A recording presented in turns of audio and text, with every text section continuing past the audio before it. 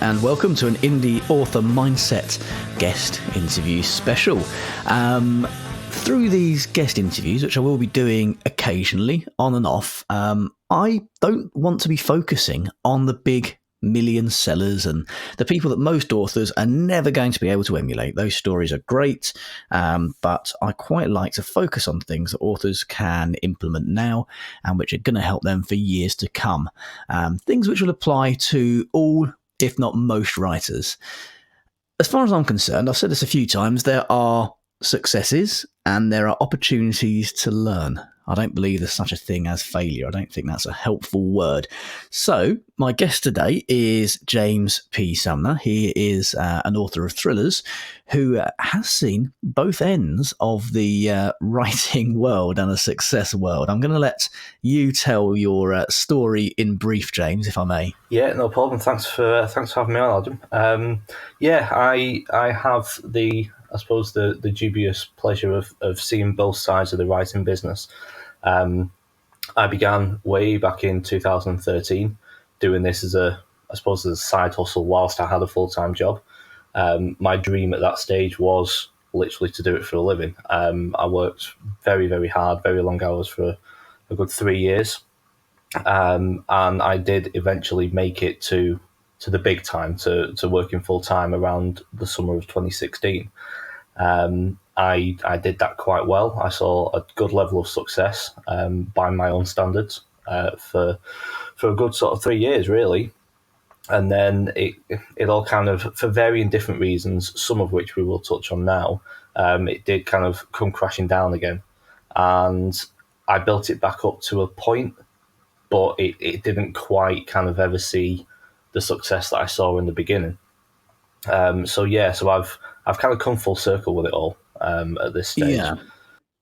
And your story is quite interesting because you're not somebody who'd had a big spike and something suddenly kicked off and changed things overnight after all those years. Yours was a kind of a gradual increase in doing things, I suppose, in inverted commas, the right way, building things up over the long term and getting to that point where you could go full time. Is that right? Yeah, pretty much. I mean, when I first started, indie publishing as a whole back in 2013 was in its infancy. There wasn't very many people kind of doing it or aware of it compared to how they are now. I started with no knowledge whatsoever of anything other than how to write a book. And it was questionable that I even knew how to do that, quite honestly. But I allowed myself £10 a month to put into whatever I needed to do, whether that was get a cover or a promotion or anything like that. So I started on £10 a month. So this is less than $15 a month, just to put that into perspective for anyone across the pond. US listeners. So a small budget. A very small budget, yeah. And I mean, to be honest, at the time, it went quite far. I was able to... my first book cover only cost me around $9. Admittedly, it wasn't great, but it was a book cover and it was more than I had previously. So I did it in baby steps. But then over the course of probably 18 months, 2 years, that increased to the point where I was probably bringing in around $3,000 to $4,000 a month from my books. And that was pretty much all organic. Yes, it did make a huge difference when I did Mark's Facebook course. As it did for yourself. It was that opened up kind of a bigger world of it for me, and it presented me with opportunities, but I didn't want to rush to do it. It was a case of, running before you can walk, as they say. It was very much about only spending what I could, reinvesting money that came in and just gradually trying to reach out with it. So, I mean, first of all, I mean, I suppose this approach did work for you. So, assuming that is still your belief there and there's no reason for it not to be, what tips would you perhaps give to authors who need to have that approach, who perhaps need to start with a budget of, £10 a month or not a whole lot of money? Lots of people don't have a lot of money to spare, or time to spare even perhaps. So how would you perhaps distill that into a couple of tips for people who could build up to that, 4-figure monthly income while starting with a very low budget? Yeah, the first thing to think of is a lot of people say think of it as a business, and even in the early stages, there is some relevance to that because what you have to understand is any money that you have, you can't reinvest everything. So I had £10 a month, but every month I put aside £10, but I spent maybe £7 of it because otherwise it's not making you money. You're just essentially recycling your time. You have to you have to be sensible with it. You have to take baby steps. Don't run before you can walk. Make sure everything you're doing has a reason behind it, a plan behind it. If you only have, say, 5 hours in total for the week to write, then that's fine. Use those 5 hours. Don't beat yourself up about needing more time or not having enough, spare opportunity or anything like that. Do what you can. Have your own limits and work within them. Don't overreach. Don't do more than you can with what you have, and it will go further. Okay. Okay. So that worked very well. And within sort of 3 or so years, as you've said, you were bringing in four figures a month, which, a lot of writers at the start of their career or even partway through their career will be dreaming of, frankly. But things didn't last, did they? And first of all, perhaps walk us through what happened after that, where you kind of ended up getting to and how things declined, and maybe we can kind of get to the bottom of why that was, and perhaps come up with some steps that other authors can take to maybe mitigate the chances of that happening to them. Yeah, of course. So as I say, it was around June 2016 when I was able to comfortably go full time as a writer. The first, I would say, 3 or 4 months, it was like every day was Christmas Day. I was getting up, I wasn't getting dressed. My morning commute was go downstairs to put the kettle on and then go into a spare room and start writing for the day. And that was the thing I'd fixated on for 3 years. And it was incredible. I loved every second of it. But what I found after those 4 months was when you do it full time, it's not a case of thinking about it like a business. It is a business. It's your wage. So suddenly my hobby and my interest and my passion had become my job.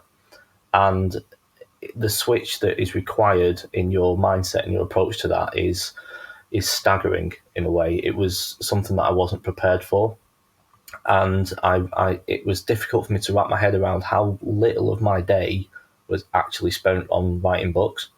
Now, when I worked full time, I was doing it in between, like in my lunch hour at work and things. I had set times, but all I really did was write. Whereas when you're doing it full time, there's a lot of other things that you need to do. And working at home on your own, and I suppose I struggled with dealing with the fact that it was no longer the thing that I could take myself away from the world and enjoy. It was actually my job. And over the course of around 12 to 18 months, very slowly, so slowly that I didn't realize it was happening, it was actually having an impact on my mental health.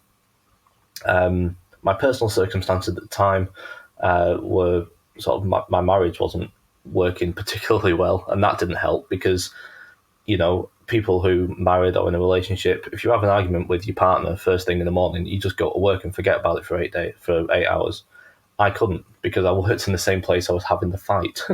And there was a lot of different things, some relating to writing, some not, that all kind of eventually sort of extinguished the flame of passion, shall we say, for the business. And I felt essentially trapped in my own industry with no love for it. And it affected my ability to write, it affected my ability to manage the business. And I would say around December 2017, sort of going into 2018, it all just kind of stopped. And when it's your wage, when you're relying on it for your income and for your household bills and things, that additional pressure is already there. So, when that goes and you no longer want to do it, it causes a lot of problems.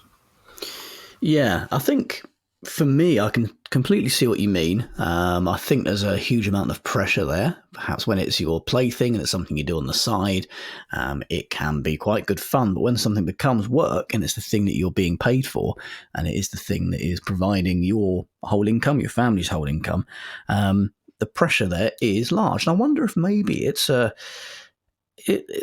part of the reason is maybe a cultural problem that we're not meant to like work. We're all meant to slate our jobs and not enjoy going, and TFI Friday and all of these different things. And oh no, it's Monday again. I wonder how much that impacts on things, and when it actually becomes your job, it kind of takes on a different. It wears a different coat. Writing, I think. Yeah, absolutely. And I think that, and it's one of those things they always say, hindsight is always 20/20 vision. And one of the first mistakes I made was not having a set routine. So I knew that I could do this all day. I could do this every second I was awake. So I did. And that's not what you do. If you work for a living, you work 9 to 5, you've got maybe 30 minutes of traveling either side, but you get home at 6 o'clock and you're done. What I was doing, I was just throwing everything into it because I could, and it was new and exciting, and I had no routine. It was like days didn't mean anything. I was at home. That's literally 7 days a week. So a Saturday felt like a Tuesday. So, it's very disorientating. It's like the week over Christmas where none of them really feels like a proper day. Imagine that for 2 straight years.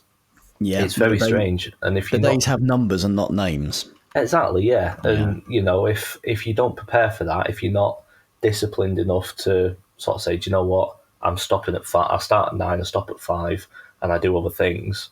And it might sound like a straightforward and common sense thing to think of, but it wasn't something I did. It didn't occur to me, and it did have a detrimental effect.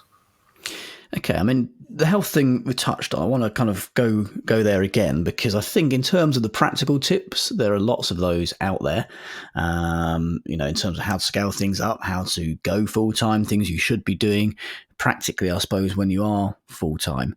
But one of the things a lot of people don't talk about is health, and is mental health and physical health. I mean, I know that, you had some physical health issues as well, which were caused by the stress of what was going on.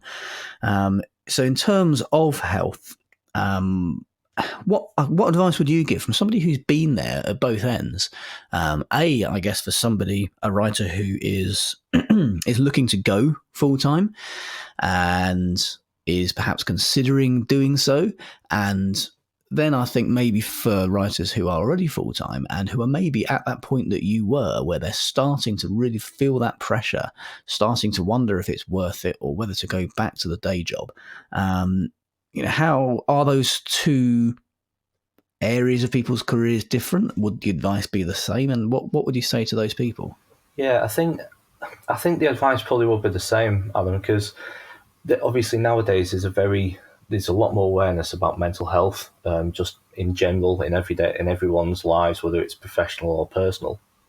And again, looking in hindsight, there were things that I didn't realise were something to worry about. Now, I've always been quite outspoken about mental health. I've never shied away from talking about my own troubles. I always kind of reach out to my readers and things about, Mental Health Awareness Week and things like that. It's being aware of the subtle sort of challenges that you might not even realise you're facing. Things like solitude. That was the big one for me. Now, I'm a happy introvert, okay? And people look at introversion as a negative thing, but it's not. It's just that you find strength on your own. That's all it is. It's not that you hate people. It's not that you don't like going outside. It's just that you've got no problem being on your own when you need to be.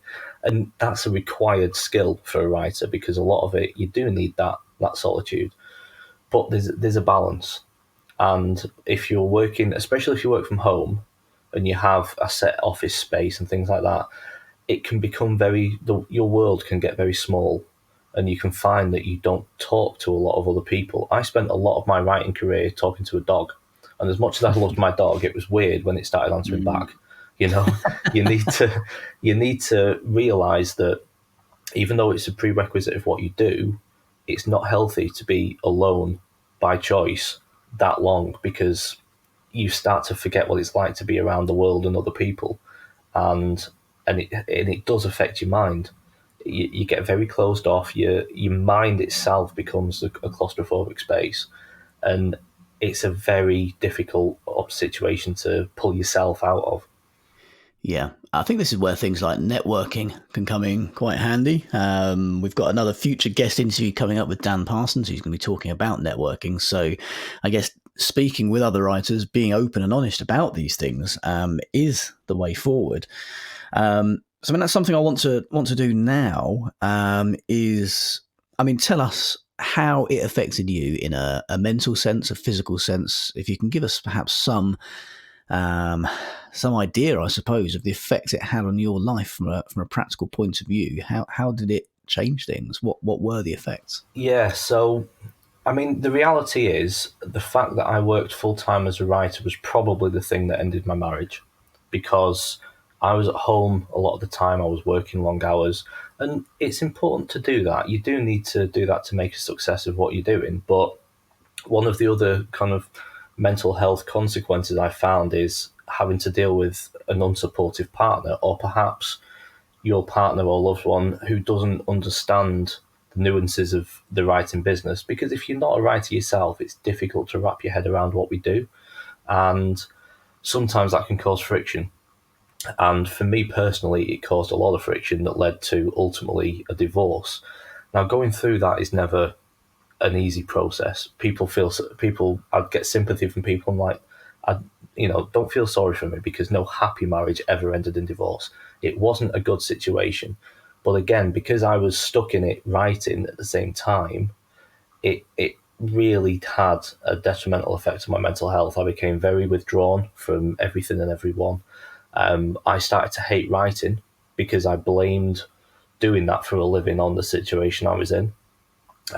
You factor in a divorce and having to move house and all the things that go with that, and I kind of left it unaddressed.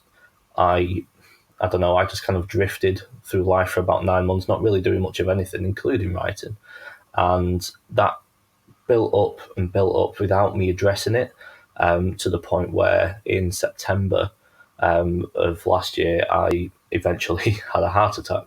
Now, I'm 37 years old, so heart attacks when you're under 40, not great. Definitely not great. And the doctor said, look, it's nothing to worry about. It was a warning shot across the bow. Okay, you're getting too stressed. You need to chill out. And it was a wake-up call. And it was like, God, what have I been doing wrong all this time to get me to this stage that I was so stressed and unhappy that my body would physically stop working? And it was a wake-up call. And it was actually the biggest moment of clarity I've ever had. And it made me see all the things I was doing wrong, all the things I missed the first time round, the dealing with the solitude, the not stopping working, not having time for yourself, not having the patience for the person with you who doesn't understand what you do. And when you factor in all those things, it's like my slate has been wiped clean. I'm essentially now starting my career from the very, very beginning as a writer all over again, but with the bonus of having 6 years' knowledge of a successful career in my head. And it's quite liberating, I must admit. So, I mean, clearly, like you said, your career as a writer did heavily contribute to those things, if not cause them. But the sense I'm getting is that you don't blame writing as such. It's still something that you want to do. It's still the dream. But I mean, the sense I get from you, correct me if I'm wrong, is that you're going to approach it differently this time. And what changes are you making this time to make sure that your writing career is happier, healthier, and ultimately more successful for the long term? Well, for the long term, I looked back at what I did over the first kind of 5 years. I looked at what worked and I looked at what didn't. And I realised that the thing that, it's really weird to say this out loud, but the thing that stopped my writing career working was going full-time as a writer. And I know that's strange because it's what everyone wants to do. It's everyone's dream when they start this. But actually, I wrote six novels in 2 years working full-time. And I wrote 2 novels in 3 years working full-time as a writer. So it's like my productivity reduced by 66% when I did this for a living. And that's weird. So to me, it was I had the dream of doing it full time as a writer. But do you know what? Now that I've done that, it's not all it's cracked up to be, and you don't need to do it full time to be a successful writer. That's the key thing. It's one way of doing it, but success should only ever be measured against your own benchmark. You should only ever compare yourself to the writer you were yesterday, and that's it. It's like people. I mean, look at yourself. Look at Mark Dawson. Look at Joanna Penn. You've got careers as a writer and also careers in other things, and that's great. That works for you. You're entrepreneurs, and it's incredibly inspiring. But a lot of writers, I suppose, a lot of the mid-level writers, I would class myself as a mid-level writer. You don't have to do it full time to be good at it or be a success at it. And I think it's just a case of changing that mindset a little bit, or perhaps seeing all the options that you have to progress your career. Well, I think you're right. I think you do need to not literally just write full time. I mean, I'm a full time writer in the terms that everything that I do, job wise and money wise, is linked to my writing.